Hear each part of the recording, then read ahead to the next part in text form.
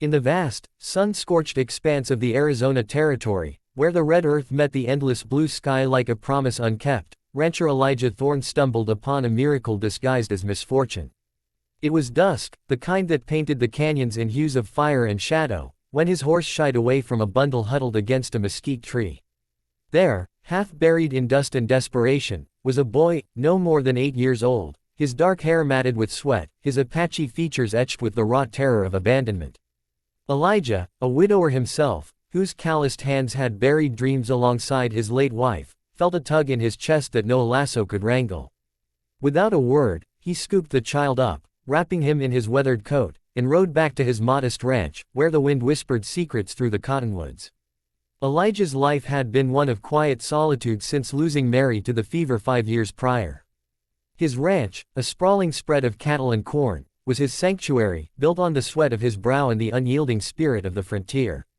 He had no children of his own, no kin to call upon, just the loyal hands who worked the land and the memories that haunted his nights. That evening, as he fed the boy warm stew by the flickering lantern light, the child's eyes, wide and wary, met his own. "What's your name, son?" Elijah asked gently, his voice rough like gravel but softened by an innate kindness. The boy whispered, "Taza," a name that carried the weight of ancient winds. Elijah nodded, no questions asked about how or why. In that moment, he decided, this boy would not wander lost anymore.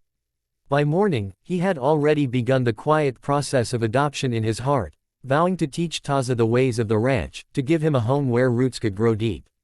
The next day dawned with a crispness that belied the heat to come, and Elijah rose early to tend the herd. Taza, still silent but less afraid, trailed behind him like a shadow learning to stand tall. As they mended a fence near the property's edge, a figure emerged from the shimmering horizon, a woman on horseback, her silhouette graceful against the rising sun.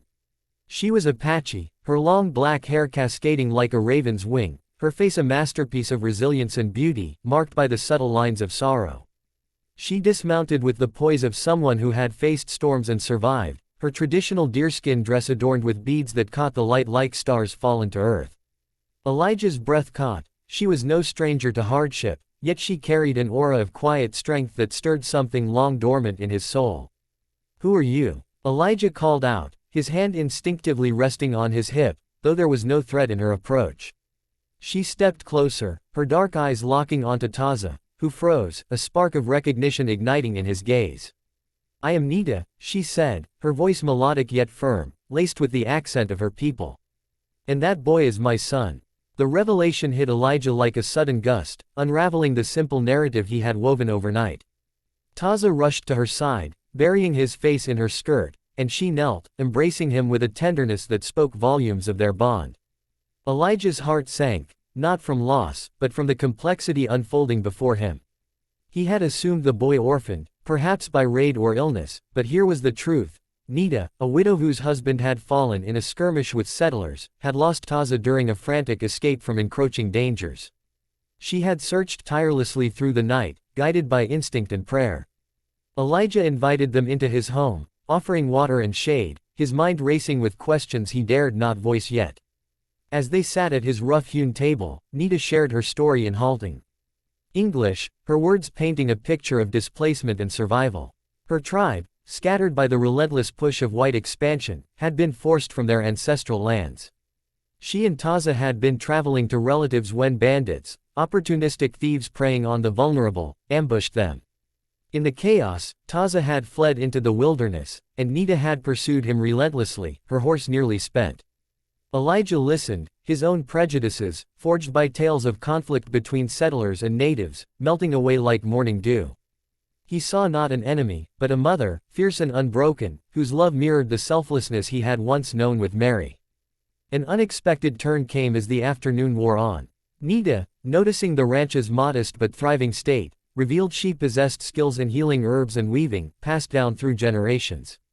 But more profoundly, she confessed her fear. Returning to her scattered kin meant uncertainty, perhaps even danger from those who viewed Apaches as threats.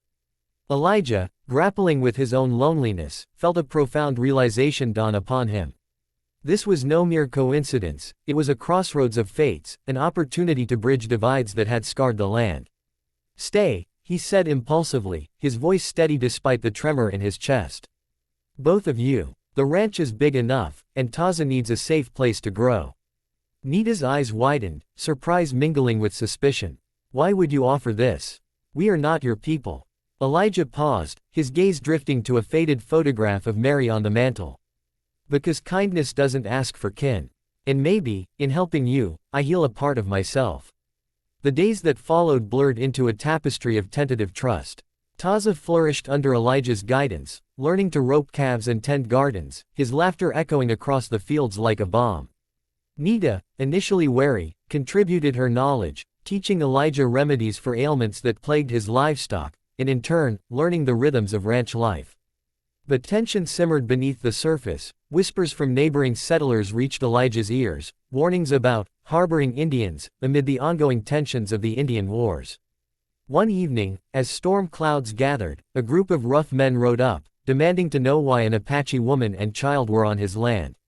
Their family now, Elijah declared, standing firm, his rifle at his side but his words his true weapon. The confrontation escalated, words turning to threats, until Nita stepped forward, her presence commanding respect.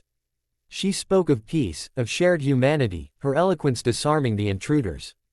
In that moment, Elijah realized the depth of her wisdom, and the men, shamed by their own aggression, rode away.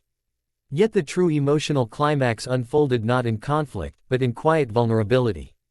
One night, as thunder rumbled outside, Taza fell ill with a fever that mirrored the one that had claimed Mary. Elijah paced, helpless, his past grief resurfacing like a ghost. Nita, drawing on her ancestral herbs, brewed a potion intended to her son through the long hours. As dawn broke and Taza's fever subsided, Elijah collapsed beside them, tears streaming down his weathered face. I couldn't save her, he whispered, confessing his buried pain for the first time. Nita placed a hand on his shoulder, her touch gentle yet profound. You saved us, she replied. And in doing so, you show that compassion can rewrite even the saddest stories. Their eyes met, a spark of understanding igniting, a realization that love, in its many forms, could transcend barriers of culture and loss. Elijah's act of generosity, born from selflessness, transformed not just their lives, but his own, weaving 3 broken souls into a tapestry of hope. As seasons turned, the ranch became a symbol of unity in a divided land. Elijah formally adopted Taza, with Nita's blessing, and in time, a quiet romance blossomed between him and Nita, rooted in mutual respect and shared dreams. Neighbors, initially skeptical, witnessed the harmony and began to question their own biases, small acts of kindness rippling outward like pebbles in a pond. Taza grew into a young man who bridged worlds, teaching others the power of empathy. Elijah, once a solitary figure, found joy in the family he had chosen, proving that humanity's greatest strength lies in opening our hearts to the unexpected. In the end, their story whispered across the territory, a reminder that in a world fraught with division, one act of kindness can spark a chain of transformation. It leaves us inspired, hopeful that selflessness endures, binding us all in the unbreakable thread of our shared humanity. And so, under the vast Arizona sky, where red earth meets endless blue, miracles continue to unfold for those brave enough to embrace them.